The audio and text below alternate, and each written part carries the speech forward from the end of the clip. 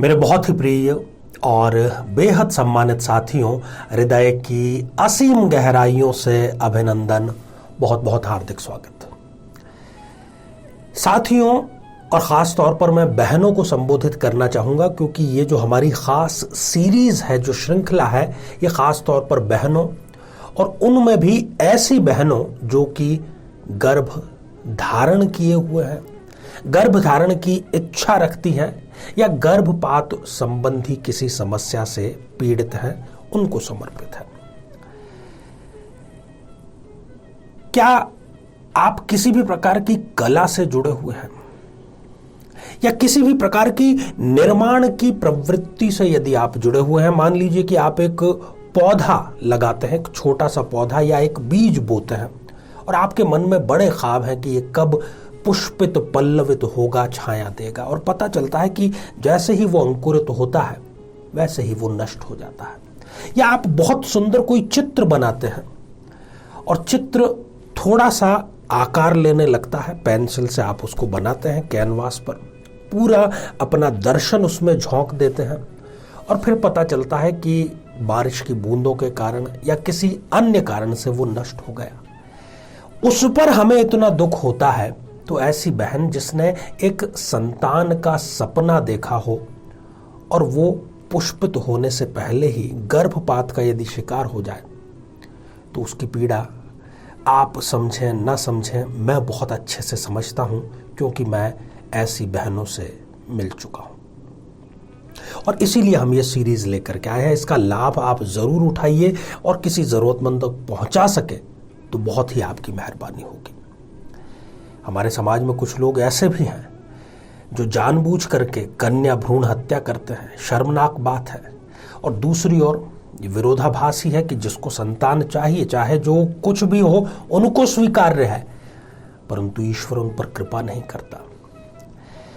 तो ये कृपा कैसे बनी और ये कृपा आप तक कैसे पहुंचेगी, और इसके बीच में जो गर्भपात की समस्या आ रही है उसको आप घर बैठे बिना किसी की सहायता के स्वयं दूर कर सकते हैं, क्योंकि हम उस कारण तक पहुंचते ही नहीं। हम सीधे डॉक्टर का रुख करते हैं और कई मामलों में डॉक्टर को भी कुछ पता नहीं चलता। जब समस्या जन्म पत्रिका में है तो फिर डॉक्टर उसका कुछ भी नहीं कर पाएगा। जीवन में किसी समस्या का सामना कर रहे हैं, जैसे कि शादी में देरी होना, पति पत्नी में मनमुटाव या तलाक तक की नौबत आ जाना, संतान का प्राप्त न हो पाना, नौकरी या धन प्राप्ति में बाधा आना, जीवन के प्रत्येक क्षेत्र में किसी न किसी प्रकार की बाधा आना, तो आज ही अपनी जन्म पत्रिका का संपूर्ण विश्लेषण करवाएं और पाएं समस्या से सदैव के लिए मुक्ति। तो आइए साथियों, एक वृषभ लग्न की जन्म पत्रिका से हम कुछ जानने, समझने और उसके उपाय करने का साधन निकालते हैं जो कि 100% कारगर है।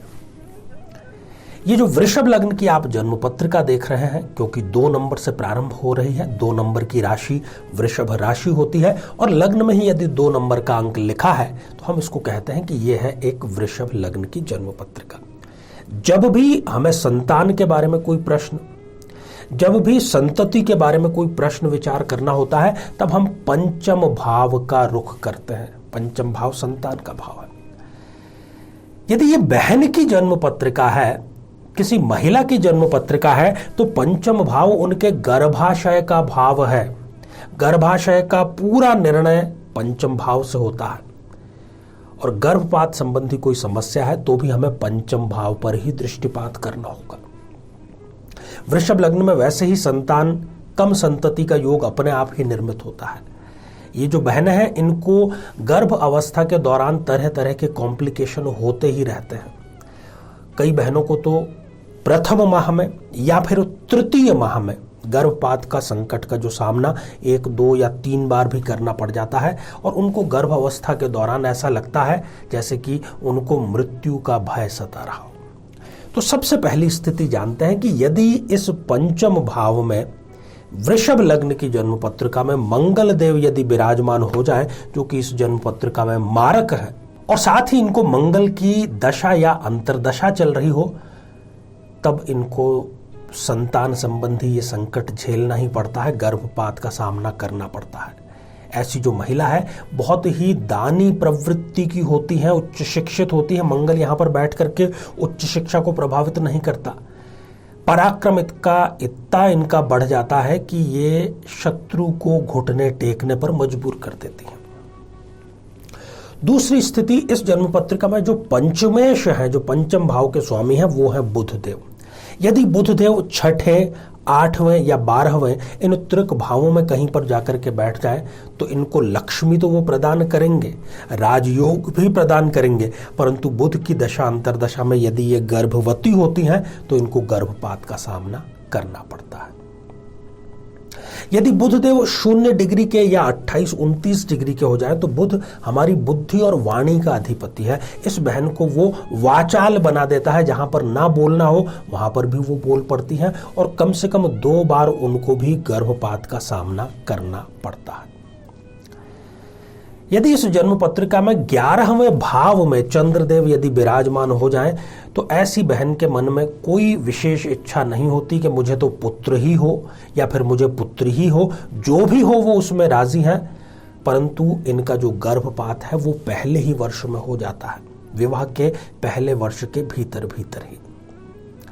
साथियों, यदि पंचम भाव में राहु देव, सूर्य देव या केतु देव इनमें से कोई एक या 2 या कई बार शनिदेव भी, हालांकि वो यहाँ पर योग कारक है, परंतु हमने ये अनुभव में पाया है कि उनके कारण भी यहाँ पर गर्भपात की स्थिति उत्पन्न हो जाती है। हालांकि ये स्थिति इस बहन को दीर्घ आयु प्रदान करती है।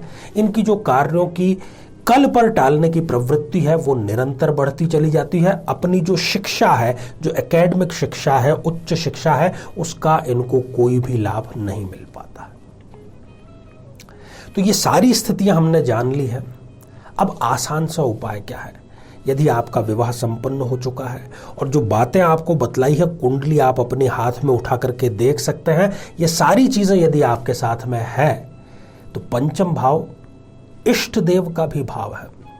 गर्भ अवस्था को बचाने का, स्वस्थ शिशु प्रदान करने का आपको कार्य इष्ट देव ही करेंगे। जो भी आपके इष्ट देव हैं उनके दिन से प्रारंभ करके आप उनके मंत्र का जाप कीजिए लगातार 3 माह तक, जो गर्भ अवस्था के प्रथम 3 माह है उसमें। और गर्भ रक्षा के लिए जो हम गर्भ रक्षा का अभिमंत्रित जल आपको प्रदान करते हैं उसका भी आपको सेवन प्रातः काल करना है लगातार 3 माह तक, गर्भ अवस्था से 3 माह तक। और हजारों बहनें इसका लाभ ले चुकी हैं। यदि आप पीड़ित हैं तो आपको जरूर इसका लाभ लेना चाहिए, क्योंकि यह आपकी जन्म पत्रिका, आपके पंचम भाव, आपके पंचमेश, उनके बीज मंत्रों से विशेष रूप से विशेष मुहूर्त में अभिमंत्रित किया जाता है। और इसके जो रिजल्ट है, मैं कहूं कि वो विलक्षण और चमत्कारिक है। तो साथियों, आज केवल इतना ही।